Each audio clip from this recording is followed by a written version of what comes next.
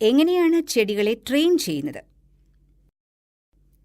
Rambutan ചെടികൾ ഉയരത്തിൽ വളരുന്നതിനേക്കാൾ ഉയരം കുറഞ്ഞ് പടർന്നു നിൽക്കുന്നതാണ് നല്ലത്. പക്ഷികളിൽ നിന്നും മറ്റും പഴങ്ങൾ സംരക്ഷിക്കുന്നതിനായി വലയിടുന്നതിനും വിളവെടുപ്പ് ആയാസരഹിതമാക്കുന്നതിനും ഇത് സഹായകരമാണ്. ഇതിനായി ചെറിയ പ്രായത്തിൽ തന്നെ ചെടികളെ രൂപപ്പെടുത്തിയെടുക്കേണ്ടതും ആവശ്യമാണ്. 2 രീതികളിൽ ട്രെയിനിംഗ് അഥവാ രൂപപ്പെടുത്തൽ നടത്താം. 1. തൈകൾ നട്ട് പുതുനാമ്പുകൾ വളർന്ന് മൂപ്പെത്തിയാൽ ഏതാണ്ട് 3 അടിയോളം ഉയരത്തിൽ ചെടികൾ മുറിച്ചു നിർത്താം. ഇങ്ങനെ മുറിക്കുമ്പോൾ മുറിക്കുന്ന ഭാഗത്തിന് താഴേക്ക് ഇലകളുണ്ടെന്ന് ഉറപ്പുവരുത്തണം. തുടർന്ന് മുറിക്കുന്ന ഭാഗത്തിന് താഴെ തായ്തണ്ടിൽ നിന്നും പുതിയ ശാഖകൾ പൊട്ടിമുളയ്ക്കാനിടയാകും. 2.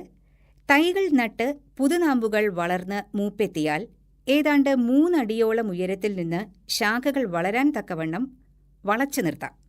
അതായത് ചെടികൾ വളച്ചു നിർത്തുമ്പോൾ വളഞ്ഞു നിൽക്കുന്ന ഭാഗം തറനിരപ്പിൽ നിന്നും 3 അടിയോളം ഉയരത്തിലായിരിക്കണം. വളഞ്ഞ് സമ്മർദ്ദമുണ്ടാക്കുന്ന ഭാഗത്തു നിന്നും തുടർന്ന് ശാഖകൾ പൊട്ടിമുളയ്ക്കാനിടയാകും. പുതുശാഖകൾ നേരെ മുകളിലേക്ക് തന്നെ വളരുന്നുവെങ്കിൽ ചെറിയ ഭാരം തൂക്കി അവയെ വശങ്ങളിലേക്ക് വളച്ചു നിർത്തി പടർത്തിയെടുക്കാം. ട്രെയിനിംഗ് നടത്തുന്നത് വേനൽക്കാലത്താണെങ്കിൽ നിർബന്ധമായും ചെടികൾ നനച്ചു കൊടുക്കണം. രൂപീകരണ കാലയളവിൽ ആരോഗ്യമില്ലാത്ത ശാഖകൾ നീക്കം ചെയ്യുന്നതിനും ചെടിക്ക് ആകർഷകമായ രൂപഭംഗി ലഭിക്കുന്നതിനുമായി ചെറിയ തോതിലുള്ള പ്രൂണിംഗ് നടത്തുന്നതും നല്ലതാണ്. തൈകൾ നട്ട് 2 വർഷത്തിനുള്ളിൽ രൂപീകരണ പ്രക്രിയകൾ പൂർത്തിയാക്കുന്നതാണ് അഭികാമ്യം.